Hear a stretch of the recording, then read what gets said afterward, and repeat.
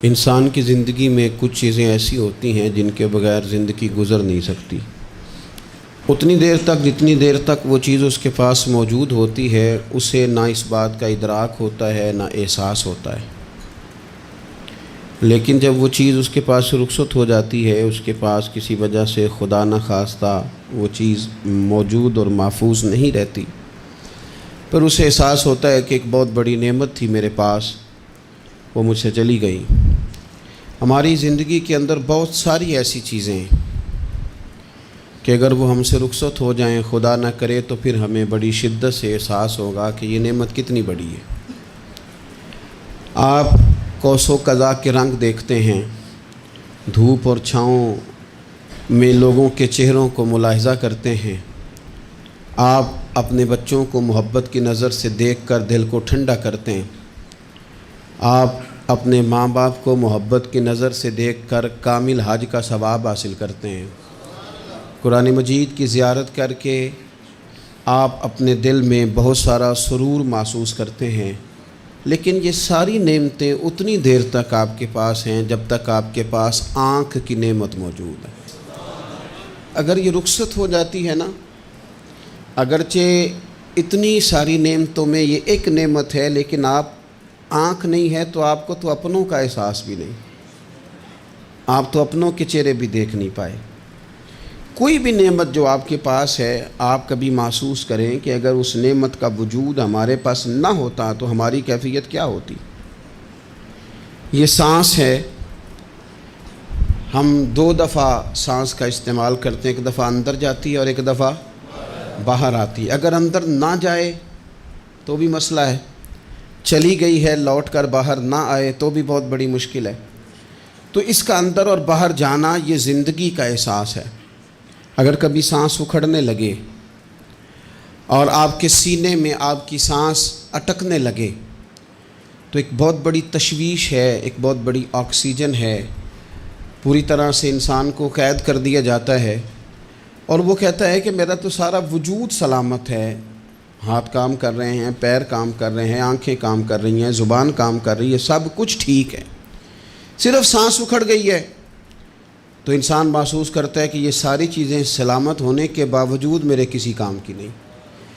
آپ کے پاس جتنی بھی نعمتیں ہیں ان کو اگر آپ شمار کریں تو کبھی آپ کہیں گے کہ ساری نعمتوں میں آنکھ زیادہ ضروری ہے، کبھی کہیں گے کان زیادہ ضروری ہے، کبھی کہیں گے زبان زیادہ ضروری ہے، کبھی کہیں گے دل زیادہ ضروری ہے، کبھی کہیں گے روح زیادہ ضروری ہے، لیکن میں آپ سے عرض کروں ان ساری چیزوں کے بغیر گزارا ہو سکتا ہے، رسول کائنات کی غلامی کے بغیر گزارا نہیں ہوتا۔ کیوں؟ اس لیے کہ اگر حضور کی شفقت نہ ہو، نبی پاک علیہ السلام کی رحمت نہ ہو، وہ ابن القیم نے ایک جگہ پہ کہا تھا کہ یہ حضور نے ہمیں انسان بنایا ہے، یہ نبی پاک علیہ السلام نے انسانیت کے اسباق پڑھائے ہیں، اخلاقی رویے کیا ہوتے ہیں حضور نے بتلائے ہیں، اگر حضور کا کرم نہ ہوتا تو انسان ایک دوسرے کو کاٹ کے کھاتا۔ یہ حضور نے بتلایا ہے کہ تم نے کس طرح زندگی کو گزارنا ہے۔ محبوب کریم علیہ السلام کا وجود نور ایک ایسی چیز ہے کہ اگر وہ کائنات سے معاذ اللہ سائڈ پہ کر دیا جائے تو اس کائنات کا قائم رہنا کسی صورت بھی ممکن ہے ہی نہیں۔ اسی لیے تو اقبال نے کہا تھا کہ ہو نہ یہ پھول تو بلبل کا ترنم بھی نہ ہو، چمن دہر میں کلیوں کا تبسم بھی نہ ہو نہ یہ ساقی تو پھر میں بھی نہ ہو، خم بھی نہ ہو، اور بزم توحید بھی دنیا میں نہ ہو، تم بھی نہ ہو۔ وہ بڑی بات کہہ گئے ہیں، میں نے بھی اس کو کوئی نہیں کھولنا، کہتے ہیں بزم توحید بھی دنیا میں نہ ہو، تم بھی نہ ہو، خیمہ افلاق کا استادہ اسی نام سے ہے، اور نبض ہستی تپش آمادہ اسی نام سے ہے۔ تو اقبال پھر ہمیں کرنا کیا ہے؟ کہنے لگے کرنا آپ کو یہ ہے کہ قوت عشق سے ہر پست کو بالا کر دے اور دہر میں اسم محمد سے اجالا کر دے، یہ کرنے کا کام ہے۔ اس رستے پہ آپ چل پڑیں میرے بھائی۔ پہلی امتوں کے آپ تذکرے پڑھ لیں، کتابوں میں موجود ہیں، سورہ اعراف کو دیکھ لیں، اس میں بہت ساری چیزوں کا تذکرہ کر دیا گیا ہے، اور بھی قرآن مجید کی بے شمار صورتیں ہیں، آپ ان کو دیکھ لیں، اس پر غور کر لیں۔ جب قومیں نہیں مانتی تھی، انکار کرتی تھیں، تو اللہ تبارک و تعالیٰ انہیں تباہ کر دیتا تھا۔ بات نہیں مانی، ختم ہو گئی۔ ایک مقصد ہے نا جس کے لیے کسی چیز کو بنایا گیا ہے، تو مقصد تخلیق انسانیت کیا ہے کہ وما خلقت الجن والانس الا لیعبدون، جنوں اور انسانوں کو اللہ نے اپنی عبادت کے لیے پیدا کیا، اور ان کو جب عبادت کی دعوت دی گئی، جب انہیں پیغام دیا گیا اللہ تعالیٰ کی توحید کا، انہوں نے نہیں مانا، تو جس مقصد کے لیے بنایا تھا جب اس طرف ہی نہیں آئے۔ یہ پنکھا لگایا جاتا نا ہوا کے لیے، تو اگر پنکھا ہوا نہ دے تو اس کا کوئی چھت پہ کام ہے؟ اس کو اتار کے تو آپ سکریب والے کے پاس بھیج دیں گے، بھئی ختم ہو گئی بات۔ تو مقصد جو تھا نا اللہ کی عبادت تھی، تو جب قومیں اللہ کی عبادت کی طرف نہیں آئیں تو اللہ نے انہیں تباہ کر دیا اور صفحہ ہستی سے مٹا دیا۔ اللہ تعالیٰ کے پیارے محبوب علیہ السلام نے کفار مکہ کو، قریش کو، عالم عرب کو، عالم انسانیت کو دعوت دی، وداعیا الی اللہ باذنہ وسراجا منیرا۔ اس منصب پر فائز ہو کر حضور نے دعوت دی۔ جب انہوں نے دعوت کا انکار کیا، حضور نے انہیں عذاب سے ڈرایا، اللہ کے عذاب سے، چونکہ حضور نذیر ہیں۔ انہوں نے یہ کہا کہ اگر آپ کہتے ہیں نا کہ ہم پر عذاب آئے گا تو پھر آپ وہ عذاب لے آئیں، ہم پہ آئے۔ جب کوئی آدمی منہ سے تباہی مانگے، جب کوئی شخص اپنے منہ سے یہ کہے کہ کر لیں جو ہوتا ہے معاذ اللہ، تو اگر تو سامنے والا کمزور ہو تو شاید وہ کچھ نہ کر سکے، لیکن یاد رکھنا کئی دفعہ کمزور ہوتا ہے تو کچھ نہیں کرتا، تو کئی دفعہ مہربان بڑا ہوتا ہے، رحمان اور رحیم کئی دفعہ کرم نوازی کرتا ہے۔ جب انہوں نے کہا نا کہ لائیں وہ عذاب ہے محبوب جس کا آپ وعدہ کرتے ہیں، تو اللہ نے کیا فرمایا؟ فرمایا وما کان اللہ لیعذبہم وانت فیہم۔ محبوب رب کی یہ شان ہی نہیں کہ انہیں عذاب دے، کیوں؟ اس لیے کہ آپ ان کے درمیان موجود ہیں۔ اے محبوب علیہ السلام، اللہ کی یہ شان نہیں کہ انہیں عذاب دے اس حال میں کہ آپ ان کے درمیان موجود ہیں۔ آپ میری بات کو سمجھیں گے، غور کریں گے کہ کافروں کے درمیان اگر حضور موجود ہوں تو عذاب نہیں آتا، تو قیامت میں جب حضور مومنوں کے بیچ موجود ہوں گے، مجھے کہہ لینے دو نا کہ اساں جہاں گناہیاں دا جدوں اعمال نامہ پھرول ہوئے، پھر ذرے ذرے نے سامنے آ جانا ہے، جو جو منہ تھی بولیا بول ہوئے، اساں بھی کول حضور دے بیٹھ رہنا ہے، لکھ عمل ترکڑی تول ہوئے، او دے کولوں بھی رب نے حساب لینا ہے جیڑا بیٹھا ہی محمد دے کول ہو صلی اللہ تعالی علیہ وسلم، او دے کولوں بھی رب نے حساب لینا ہے جیڑا بیٹھا ہی محمد دے کول ہوئے، جس کو کہتے ہیں قیامت حشر، جس کا نام ہے، جس کو کہتے ہیں قیامت حشر، جس کا نام ہے۔ تیرے دیوانوں کے لیے وہ دن تو جشن عام ہے، زیارت ہوگی نا حضور کی، تیرے دیوانوں کے لیے وہ دن تو جشن۔ اور ایک شاعر نے اور بات کھول دی، کہنے لگا ہر نظر کانپ اٹھے گی محشر کے دن، خوف سے ہر کلیجہ دہل جائے گا۔ اچھا جی پھر کیا ہوگا؟ ہر نظر کانپ اٹھے گی محشر کے دن، آنکھیں پھڑ پھڑائیں گی، کانپیں گی اور کلیجے پھٹیں گے۔ منظر ہی ایسا ہوگا، انسان اپنے پسینے میں ڈبکیاں کھا رہا ہے، حساب کا وقت آ گیا ہے اور سورج سوا نیزے پہ ہے، زمین دہک رہی ہے، تو کہنے لگے ہر نظر کانپ اٹھے گی محشر کے دن، خوف سے ہر کلیجہ دہل جائے گا، پھر اوڑھ کر کالی کملی وہ آ جائیں گے، پھر اوڑھ کر کالی کملی وہ آ جائیں گے، پھر اوڑھ کر کالی کملی وہ آ جائیں گے، ہر نظر کانپ اٹھے گی محشر کے دن، خوف سے ہر کلیجہ دہل جائے گا، پھر اوڑھ کر کالی کملی وہ آ جائیں گے، سارے محشر کا نقشہ بدل جائے گا۔ میرے عزیز، حضور کے بغیر گزارا، نبی کریم کے بغیر کوئی چارہ، ہمارا کوئی سہارا ہی نہیں حضور کے بغیر، ہم کدھر جائیں سوائے محبوب کے۔ اس لیے نا صحابہ اس بات پر مطلع ہو گئے تھے، وہ نا بڑی بڑی دھیمی دھیمی باتیں پوچھتے رہتے تھے، اطلاع مل گئی تھی نا کہ اصل کرنا کیا ہے، تو جو رازدار لوگ ہوتے ہیں نا وہ پھر دھیمے دھیمے راز کی باتیں کرتے ہیں، حضرت انس بن مالک حضور کے خادم تھے، اماں نے دے دیا تھا حضور کی بارگاہ میں، کہتے ہیں میں 10 سال مدینے میں حضور کی نوکری کرتا رہا، تو قریب سے دیکھا تھا نا سارا کچھ، بہت ساری احادیث ان سے مروی ہیں، بڑی چیزوں کو دیکھا تھا، تو ہم سیاڑے ہو گئے، باتیں سمجھ گئے، قریب رہنے والے لوگ تو قربان پچھانن والے ہیں، تو گل جان گئے گل کھول دے نہیں، تو قریب پہنچ گئے تھے نا، تو سمجھ آ گئی تھی بات کی۔ تو ترمذی میں موجود ہے، ایک دن حضور سے پوچھتے ہیں یا رسول اللہ قیامت والے دن آپ کو کہاں تلاش کروں؟ یعنی حضور علیہ السلام سے پوچھتے ہیں حضور میں نا قیامت والے دن، بھئی بات تو یہ نا کہ اعمال ٹھیک کیا جائے، معاملات پر توجہ دی جائے، عبادات کا خیال کیا جائے، جو ہمارے ذمے ڈیوٹیاں ہیں وہ پوری کی جائیں، تو وہ کہتے ہیں حضور وہ قیامت والے دن کہاں تلاش کروں؟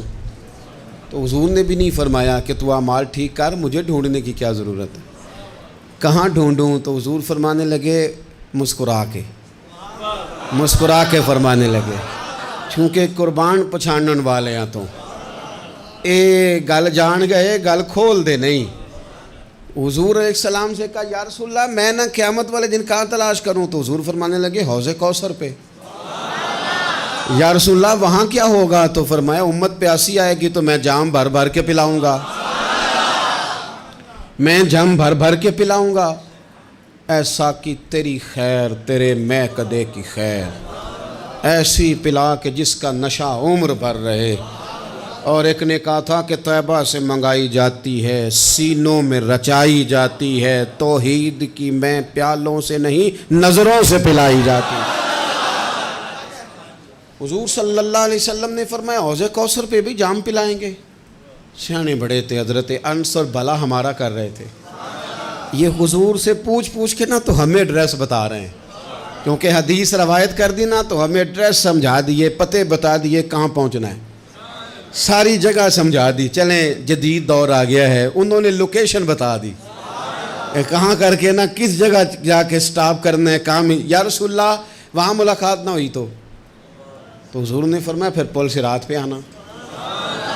یا رسول اللہ وہاں کیا ہوگا؟ فرمایا امت گزر رہی ہوگی اور میں دعائیں مانگ رہا ہوں گا، رب سلم امتی رب سلم امتی، یا اللہ میری امت کو سلامتی سے گزار دے، تو وہاں آ جانا، میں دعائیں وہاں مل جاؤں گا، قربان جائیں۔ فاضل بریلوی بول پڑے، کہنے لگے خدا کی رضا چاہتے ہیں دو عالم، خدا چاہتا ہے رضائے محمد، اجابت کا جوڑا عنایت کا سہرا، دلہن بن کے نکلی دعائے محمد، اجابت نے جھک کر گلے سے لگایا بڑی ناز سے جب دعائے محمد، رضا اب پل سے وجد کرتے گزریے کہ ہے رب سلم دعائے محمد صلی اللہ علیہ وسلم۔ تو عرض کی یا رسول اللہ وہاں ملاقات نہ ہوئی تو؟ میں نے کہا وہ ہمیں لوکیشن سمجھا رہے تھے، انہیں تو پتہ تھا پہلے ہی، ایک قربان پچھانن والے ہیں، تو ایک گل جان گئے گل کھول دے نہیں، تو وہاں نہ ملاقات ہوئی تو حضور نے فرمایا پھر میزان عمل پہ آنا۔ یا رسول اللہ وہاں کیا ہوگا؟ فرمایا امت کے عمل تول رہے ہوں گے اور میں ان کے لیے دعائیں کر رہا ہوں گا۔ میں نہیں جا سکا کبھی بچوں کے ساتھ پیپر دلوانے، استاد کو اجازت نہیں دیتے، کہتے ایک ایگزامینر اور آئے گا کوئی، جس نے پڑھایا ہو اسے اجازت نہیں کہ تو جا۔ ابا جی کو اجازت نہیں ہوتی کہ وہ ایگزامینیشن ہال میں جائے، وہاں تو کوئی اور لوگ آتے ہیں۔ یہ بھی عجیب سبق ہے نا کائنات کا کہ سارے تعلیم و تربیت کے اسباق بھی حضور پڑھائیں، رنگ بھی سارا حضور ہی بتائیں، اور قبر کے سوالات بھی سارے ہمیں حضور بتا دیں، اور جب پیپر ہونے لگے تو سرانے بھی کھڑے ہو جائیں، تو پھر کہہ لینا ایک دفعہ پھر کہ وہ دے کولوں کی رب نے حساب لینا، جیڑا بیٹھا ہی محمد دے کول، وہ دے کولوں کی رب نے حساب لینا۔ میرے عزیز ہمارا گزارا نہیں حضور کے بغیر۔ لوگ اصل میں نا ہمارا مسئلہ نہیں سمجھتے، ہمارا مسئلہ کچھ اور ہے۔ لوگ ہمیں نا بلا وجہ پریشان کرتے ہیں، کبھی جھنڈے سے، کبھی ڈنڈے سے، کبھی جھنڈی سے، کبھی کسی شے سے، کبھی کسی شے سے، کبھی کہتے ہیں وہ نعت اونچی پڑھ لی، کبھی کہتے ہیں سلام اونچا پڑھ لیا، کبھی کہتے ہیں وہ جھنڈیاں لگا دیں۔ میں نے کہا آپ کی بات بھی ٹھیک ہے، پر ہمارا مسئلہ تو سمجھو نا، ہمارا گزارا نہیں نا بھائی۔ جو کسے دا عاشق ہووے او گل اسے دی، 100 مکر بہانے کر کے میں پوچھے میاں صاحب نو مزار تے جا کے کہ مکر کرنے ٹھیک نے؟ تساں کہنا مکر کردا ہے تے حضور ٹھیک نے؟ تے مینوں لگدا ہے کہ پولا جان دے سے پے کہ سونا راضی کرنا ہوئے تے موڑ ٹھیک نے۔ حضور نے ایک دن کہا تھا، حضرت ابو سعید خدری نے کہا یا رسول اللہ، آپ قرآن پاک کی تلاوت کر رہے تھے، قرآن پاک بڑا سونا پڑھتے تھے نا، تو نبی کریم نے سن لیا، اب کیا کریں، دلیل دیں گے تو بات مضبوط ہو جائے گی۔ حضور نے سن لیا تو بعد میں فرمایا ابو سعید تو بڑا سونا قرآن پڑھتا ہے، رب کے علاوہ کسی کو دکھا کے عبادت کرنی جائز ہے؟ حضرت ابو سعید خدری کہنے لگے سن رہے ہیں، مجھے پتہ نہیں تھا آپ سن رہے ہیں، ورنہ میں نے تو اور بنا بنا کے پڑھنا تھا۔ اب تو مان جاؤ نا، جو کسے دا عاشق ہوے گل اسے دی کرد ہے، 100 مکر بہانے کر کے، 100 مکر بہانے کر کے او دے ہی مرنے مرد ہے۔ میرے عزیز ہماری مجبوری ہے، لوگ اس بات کو سمجھتے نہیں، ہماری مجبوری ہے، حضور کا میلاد ضروری ہے، لوگ سمجھتے نہیں بات کو، اس لیے بلا وجہ رٹا ڈال کے بیٹھتے ہیں۔ بھئی ہم نے تو کوئی رٹا ڈالنا نہیں، نہ سیاست کا، نہ دولت کا، نہ اقتدار کا، نہ کسی اور چیز کا۔ سیاست دے جھگڑے اساں چھوڑ دیتے، یہ تے محبت دا جھگڑا ہے، یہ چھڑا کوئی نہیں سکتا۔ تو میرے عزیز ہمارا حضور کے بغیر گزارا، اور نبی پاک علیہ السلام کے بارے میں رب فرماتا ہے وَلَسَوْفَ يُعْطِيكَ رَبُّكَ فَتَرْضَىٰ، محبوب میں آپ کو اتنا دوں گا کہ آپ اپنے رب سے راضی ہو جائیں گے۔ کیا کروں میں اب، یہ آیت اتنی شاندار ہے۔ حضرت امام زین العابدین رضی اللہ تعالیٰ عنہ سے کسی بندے نے کہا قرآن پاک میں سب سے زیادہ امید والی آیت کون سی ہے؟ اس کا خیال تھا لا تقنطوا من رحمت اللہ کہیں گے، اللہ کی رحمت سے نا امید نہ ہونا۔ اس نے کہا حضور سب سے امید والی آیت بتائیں، وہ کہتا میرے ذہن میں تھا کہ یہ والی آیت پڑھیں گے۔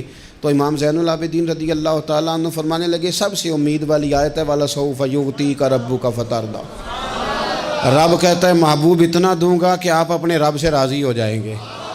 آیت نازل ہو گئی تو حضور پتہ کیا فرماتے ہیں صحابہ سے؟ فرماتے ہیں رب کہتا ہے حبیب تجھے راضی کرنا ہے، اور جب تک میرے سارے غلام جنت میں گئے نہ میں نے اللہ سے راضی ہونا ہی نہیں، میں نہیں راضی ہوتا اللہ سے، سارے جائیں گے تو تب تو میں تو کہتا ہی رہوں گا نا قربان پچھانن والے آتا، او گل جان گئے پر گل کھول دے، او گل کھول دے نہیں، پتہ چل گیا بات کا، حضور کے بغیر گزارا، حضور کے بغیر کوئی چارہ ہی نہیں۔ اور خود حضور کیا فرماتے ہیں، یہ سنن ابن ماجہ ہے، میرے رسول پاک صلی اللہ تعالیٰ علیہ وسلم ارشاد فرماتے ہیں، حدیث کے راوی حضرت ابو موسیٰ اشعری رضی اللہ تعالیٰ عنہ، حضور فرماتے ہیں کہ اللہ نے مجھے اختیار دیا۔ یا رسول اللہ کس بات کا؟ فرمایا رب نے اختیار دیا میں چاہوں تو آدھی امت بغیر حساب کے جنت چلی جائے، اور میں چاہوں تو اللہ سے اختیار لے لوں کہ یا اللہ مجھے شفاعت کا حق دے، میں سفارش کرتا جاؤں اور تو انہیں معافی دیتا جائے، یہ مجھے اختیار دیا اللہ تعالیٰ نے۔ تو حضور کیا فرماتے ہیں؟ فرماتے ہیں وہ آدھی امت والا سودا نہیں میں نے قبول کیا، میں نے نہ شفاعت لی ہے کیونکہ یہ عام تر ہے اور یہ کفایت کرنے والی ہے، یہ عام بھی ہے اور کفایت کرنے والی بھی ہے۔ اور حضور نے یہ لفظ کہے، یہ سنن ابن ماجہ کتاب الزہد دیکھیے گا، اس میں روایت مل جائے گی۔ حضور فرماتے ہیں یاد رکھو تمہارا کیا خیال ہے کہ میری یہ شفاعت پرہیزگاروں کے لیے؟ خود جملہ استفہامیہ سے بات کرتے ہیں، تمہارا کیا خیال ہے کہ میری یہ شفاعت جو قیامت میں میں سفارش کروں گا تو پرہیزگاروں کی کروں گا؟ حضور فرماتے ہیں نہیں، میں قیامت میں گناہ گاروں کی سفارش کروں گا، میں گناہ گاروں کی سفارش کروں گا، گناہ گاروں کے لیے عرض کروں گا اللہ کی بارگاہ میں۔ کچھ دن پہلے میں کہیں پڑھ رہا تھا کسی کا مضمون، اس نے تشبیہ کس طرح کی دی ہے مجھے پتہ نہیں، لیکن لکھ دی بات، کہنے لگے ایک وکیل ہوتا ہے ایک شفیع ہوتا ہے، ایک وکیل ہوتا ہے ایک، حضور وکیل نہیں ہمارے، حضور ہمارے شفیع ہیں، شفاعت کرنے والے ہیں۔ وکیل یہ کہتا ہے جج صاحب سے کہ یہ جس کا میں وکیل ہوں نا اس نے نا غلطی کوئی نہیں کی، اسے معاف کر دیں۔ وکیل یوں بحث کرتا ہے، کہتا ہے اس نے کیا ہی نہیں، جرم معاف کریں۔ اور جو شفیع ہوتا ہے نا وہ کہتا ہے مالک اس نے سارے کیے، تو میرے آنے کی لاج رکھ اور اسے معاف کر دے۔ یہ وکیل اور شفیع کا یہ فرق ہوتا ہے کہ شفیع کہتا ہے سونے سارے کیے ہیں، بڑے بڑے پاپ کیے ہیں، پر میں جو آ گیا ہوں تو مہربانی کرنا معافی دے دے۔ میرے عزیز، حضور کے بغیر کہیں بھی گزارا نہیں ہے۔ ہم نے نا جب یہ بات سمجھ لی، اور پتہ ہے نبی کریم صلی اللہ علیہ وسلم نے آگے بڑھ کے خود بھی کئی مقامات پر اس بات کو کھول کر مختلف انداز میں بیان کیا۔ حضرت عبداللہ ابن عباس رضی اللہ تعالیٰ عنہ کی روایت آپ دیکھ لیں، یہ آپ کو مستدرک میں ملے گی۔ حضور صلی اللہ علیہ وسلم فرماتے ہیں قیامت کے دن اللہ تعالیٰ انبیاء کے لیے نور کے ممبر بچھائے گا، ہر نبی ممبر پہ بیٹھ جائے گا، ہر پیغمبر علیہ السلام اپنے ممبر پہ جلوہ فروز ہو جائیں گے، ہر پیغمبر۔ لیکن حضور فرماتے ہیں میرا ممبر خالی ہوگا۔ یا رسول اللہ صلی اللہ تعالیٰ علیہ وسلم آپ کا ممبر کیوں خالی ہوگا؟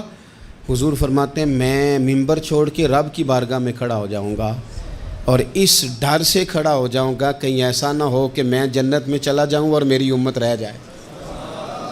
میں اپنی امت کی سفارش کروں گا، رب میری امت کی سفارش قبول کرے گا۔ فرماتے ہیں میں اتنی سفارش کروں گا، اتنی سفارش کروں گا کہ جہنم کا دروغہ مجھ سے کہے گا کہ محبوب کمال ہو گئی، آپ نے تو اپنا کوئی غلام دوزخ میں رہنے نہیں دیا، سارے آپ نے نکال دیے۔ کسی شاعر نے بڑی خوب بات کی تھی، اس نے کہا تھا کہ یاد رکھو قیامت کا جو دن ہے نا، یہ قیامت کا دن دراصل ہمارا وقت ہوگا خاص، جب ہم نبی پاک صلی اللہ علیہ وسلم کی بارگاہ میں جائیں گے تو ہمیں سمجھ آ جائے گی کہ دنیا میں ہم نے کئی دوستیاں لگائی تھیں پر جھوٹی لگا بیٹھے۔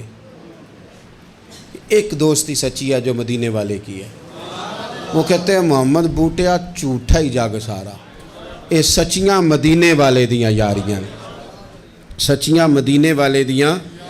تو نبی پاک صلی اللہ علیہ وسلم کے بغیر نہ دنیا میں گزارا ہے، نہ قبر میں گزارا ہے، نہ آخرت میں گزارا ہے۔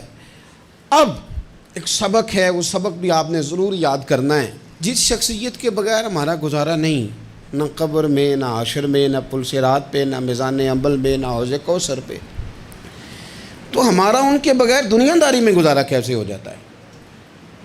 ہمارا تجارت بھی حضور سے سیکھیں، گھرداری بھی حضور سے سیکھیں، شادی بیاہ کے طریقے بھی حضور سے سیکھیں۔ جب گزارا نہیں حضور کے بغیر تو پھر زندگی کے سارے سلیقے حضور سے سیکھیں، پھر ادھر ادھر جانے کی ضرورت ہے۔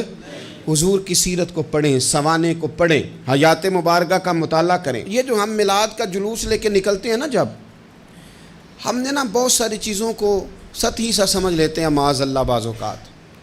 یہ جب ہم میدان میں نکلتے ہیں نا، میلاد کے جلوس میں حضور کے نام کا نعرہ لگاتے ہیں، تو ہم نا للکارتے ہیں اس نظام کو جو نظام حضور سے پہلے تھا۔